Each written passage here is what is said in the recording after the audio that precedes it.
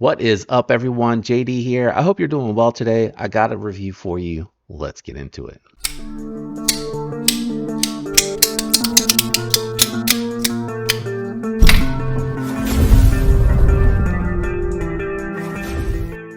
All right, guys, I'm really excited to get into this review with you today. I had no idea this model was coming from Kizer, and there is a lot of reason to be hyped for it. What are we looking at? We're looking at the Kizer Mini Grouper.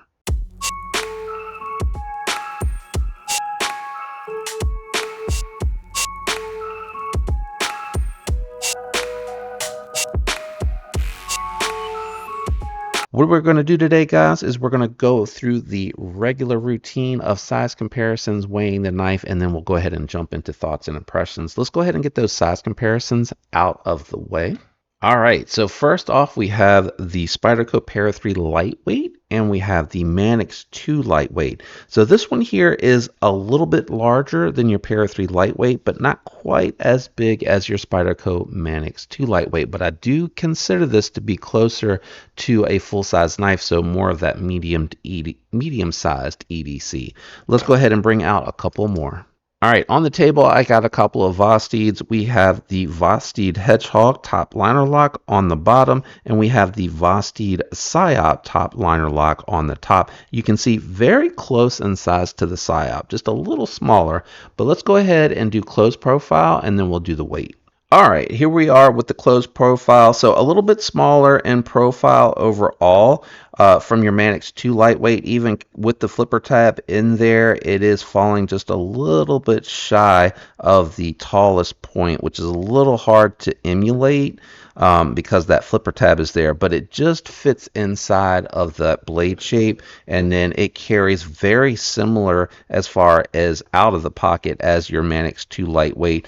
But folded up, it takes up the least amount of space as far as how deep it goes into the pocket, but a little bit thicker than the Vosteed Psyop. Let me grab the scale. Let's check the weight on this one. Okay, we got the scale here. Let's cut her on and let's see what the Mini Grouper's coming in on weight at.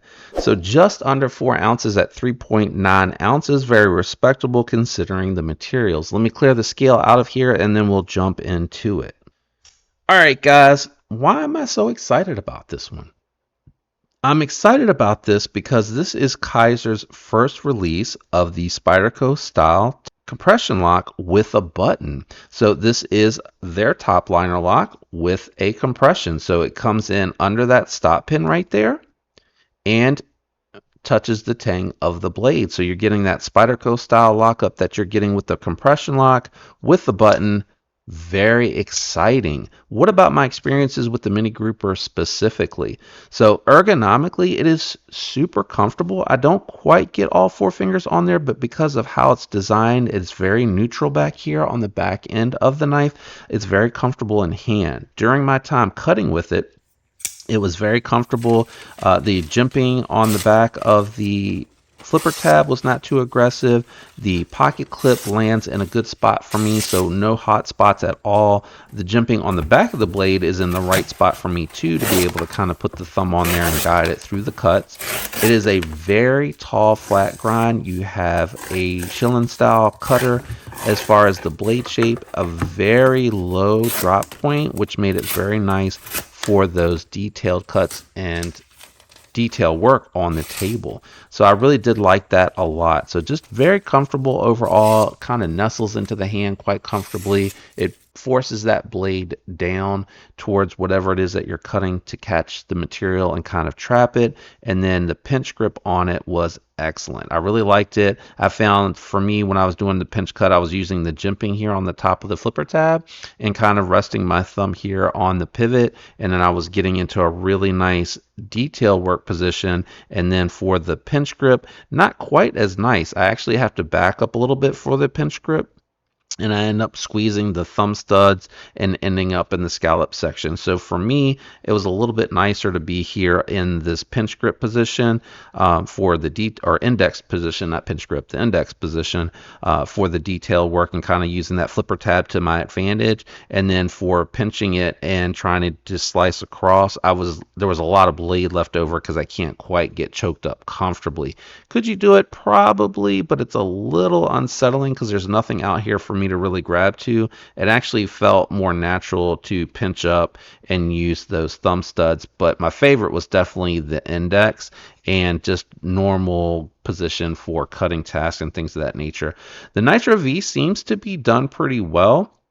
I did notice after a little bit of cutting that there were some blemishes from the zip tie. Kind of my experience with Nitro V and 14C28N is it does hold a working edge a very long time, but its fine edge is not that great as far as edge retention. So it makes me wish that this was coming in with Nitro V, but I know that doing not Nitro V 154 cm, but I know doing this in 154 cm is really going to bump up the price of the knife. Now, what I want you to notice here with the ergonomics too is you have like this little scallop and then it's raised up here and then curved down, and it kind of thins out right here where it's curved up so that they have that access for the thumb studs. But I think this is probably one of the most comfortable budget knives I've actually held in hand in a little while, where I just naturally nestle into the position where I'm most comfortable. The jimping,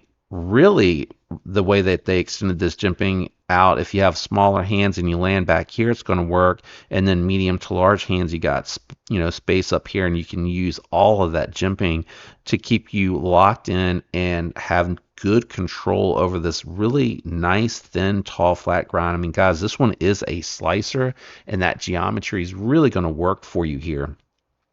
I've had some people have mixed feelings on the shorts and pictures that I've used of this before doing the review. Some people say that they really don't like the G10 with the twilled or weaved carbon fiber onlay on the top. They say they don't like the way that it ends here, and that it takes away from the look, that they wish that they would have just done full carbon fiber scales or full G10 scales.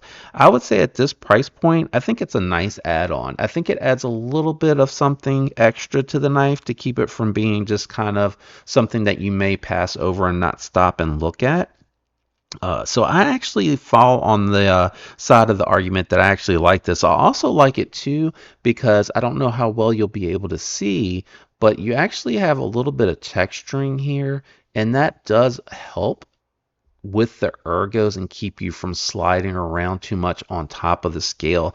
So I do like that. Now, what I would like to see on this one is I would actually like to see a full carbon fiber version like they did with the drop air where they use fat carbon, and I'd like to see either S45VN or LMAX or S90V. I know that's going to drive the price up, but even when Kizer does that sort of stuff, it falls in that $150 to $200 range for those premium materials, which I think is very affordable for what you're getting. I'd also like to see something in the middle with 154 cm and probably just your weave or twill carbon fiber and or aluminum scales. I think would be really awesome. I think with the aluminum scales, you could get rid of this liner over here, ride everything on washers, and just have your liner lock side be the only inset nested liner on there. I think that would be really cool. If it wasn't already good enough, when I did the disassembly of this when it came in, I was already really intrigued by their top liner lock. But what they also did with this one, and if you're familiar with the Kizer Towser line, whether it's the K or the S, they took a page out of that book there, and if you look really hard there in the pivot section, you can see this has multi-row. Well, you can't see the multi-row, but it has multi-row ceramic bearing Delrin washers in here, which really make that action really smooth. But they replicated how they built that knife and how they pocketed for those oversized washers, which really makes this really smooth to operate. Now, I purposely had the Hedgehog out here today and the Psyop out here today. And the reason I did that is a couple of things. One, just look at the placement of the button. The button is almost at the middle of the spine on the Vosteeds, whereas Kizer got it right up there by the pivot. You may be asking yourself, why does that matter? Well, it matters because of the fact you're actually having to change your grip to come over on the Hedgehog specifically here that I'm showing you in order to disengage the lock. If this button were in the same spot as it was on that mini grouper, it actually would mean that you would have to make less of an effort to disengage it. This one here, because of where it is, I have to re-grip and then slide down on the knife to close it. So I'm changing the position multiple times there in order to disengage. So I'm making sure I have a secure grip, and then moving my fingers out of the blade path. And now that I have it secured, I'm using my thumb and sliding down to get to the button. On the Psyop, because it's a little bigger, not quite as much of an adjustment, but I am adjusting. So there I'm moving the fingers out of the blade path and then sliding the thumb over, a little bit less movement on the thumb here because of the fact that it is a little bit bigger, so I have more knife to handle. But let me show you the difference of what you see here with the mini grouper.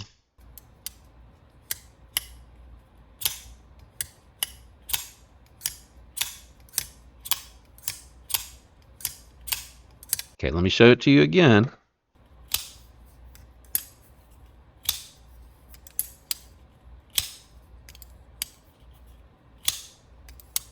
So a couple things happening. You see that even here, flipper, thumb stud. It's less movement for me to get that from the handling position to the thumb to get it where I'm at the button versus what they have going on here with the grouper. Again, even going from the use position to out of the way, I just need to move my fingers and then push the button. So it's in a better spot. The other thing that I noticed with this one as well, where I'm holding it, look at where the button is laying versus where it is laying in hand here when I'm using the Hedgehog. So you see I'm right beside the button. I'm not in danger of hitting it until I choke up. And when I choke up, I'm starting to feel the button in hand a little bit. When I choke back, I'm okay. And then with the Psyop, not in any danger. When I choke up, again, getting close. With the grouper, I can't choke up, but if I wanted to, or if this were a knife where I could choke up, I could choke up easily, and I'm nowhere near that button. So there's a couple of things that I'm noticing there. Also, what I'm noticing as well, there's enough, they staged or stepped the button here so that when you have it deployed, you actually have more button exposed, and that allows less effort. So I have this pushed all the way and it's loose, but I'm not even close to the disengagement. I have to push it all the way in, almost uncomfortably so. Now it's a little better on the Hedgehog. The Hedgehog, the button sticks out a little bit more, so I don't have to push quite as hard. So when I push it, it's almost 3/4 of a push, which I actually prefer, a little bit easier to do. And that is the case here. I am just lightly pushing, and they have a nice cutout around it too, so your thumb goes in there. Maybe that's all that really needs, is just more relief around the button, and it could be just a large hand issue, but makes it very easy. And then once I remember that this one's on those multi-row bearings, look how easy it is to close. I can let off the button immediately once it's disengaged. It'll close, and the detent is so strong that it keeps it from bouncing. This one here, the detent is very strong for sure, but it's more of holding onto the button a little bit longer until you get it to where it's getting ready to close. I can't let go of it immediately because the lock bar comes over and pushes the blade and keeps it from closing. So this one you're holding onto a little bit longer, which some people have complained that you almost have to let it bounce a little before you can let it close, and really complain about it on the Vosteed. I've seen that with the Psyop the most, and you can see it bounces because of the blade weight. The blade weight is not as bad on the Hedgehog, so it's not as dramatic of a bounce. It's a little whereas this one here, you got to hold it, and you can see it kicks it way back out because of all that weight and momentum. It bounces more. I have found with the Vosteeds, it's actually just a little bit better, just to give it a little flick and a little bit of momentum, and then it'll overcome the strength of that detent and detent ball and close. Now, I did ask Austin over at TPK to check out the contoured one, and he said he hadn't checked them out. He's been carrying the gunstock pattern because he liked that one as well. But he said when he went and checked it out, because it gets so much thinner where the contouring is, that you really get the same experience that you do with that Hedgehog, where you don't have to push the button quite as hard to get it disengaged. So they maybe just need a special button for the Psyop, or just maybe a little bit more diameter all around that relief cut. Okay, so having said all of that, my point is I think Kizer executed the top liner lock, compression lock with a button model a little bit better here. And that's coming from someone that really does like the top liner locks that I've experienced from Vosteed. I still think they're really good. The action on them, the detent on them, the interaction with the lock bar, all really, really good. I would just say that Kizer kind of elevated the bar here, raised the bar on this, because it is so good. Location is convenient, action very easy to do, relief cut around the button very good, and then it is super, super snappy. Even if you do like the light push here using the jimping, that is a complaint that they didn't take the jimping all the way around for the light switch, but truth be told, it's such a tall flipper tab that it really doesn't need it. But that jimping there, oops, I slipped off. That jimping there is grippy enough to kind of light switch from there. So you don't have to light switch from the top. You can go off the top, and that jimping is good enough to do it. Now, I think that jimping was there so that you could do that, or you could just do a push button. Let's check the sounds on this one out. I think they're very interesting as well.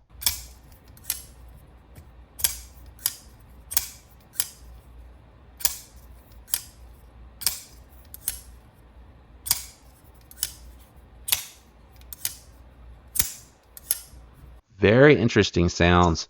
For $60, this one here, to me, is a front runner for the $50 to $100 budget knife of the year. It was the Raccoon, and I still like the Raccoon in the 14C28N. You could argue one way or the other. This just feels a little bit more fuller sized.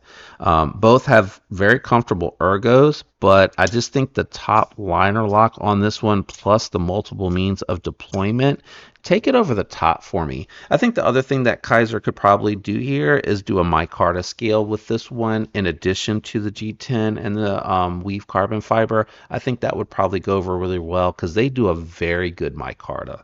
So just some things I think that would really go a long way with these. None of them would take it away from being a recommendation for me to you. This one is an easy recommendation. It's an affordable recommendation. I think it's one that you're going to enjoy just as much as I have and have that same experience. Let me know what you think about the Kizer Mini Grouper down in the comments below. If you have one, sound off on your experience with it so far. Are you going to get one? Let me know. If not, just let me know what you're carrying in your pockets. While you're down there, hit that like button. And if you're not subscribed, make sure that you're subscribed and that your notification bell is set to all. You don't want to miss alerts when they come out. A special thanks to those loyal channel members out there. That continued membership that you guys carry really do help the channel. I love you for it. Thank you all for tuning in today. I hope you have a fantastic week. I'll catch you on the next one. Peace.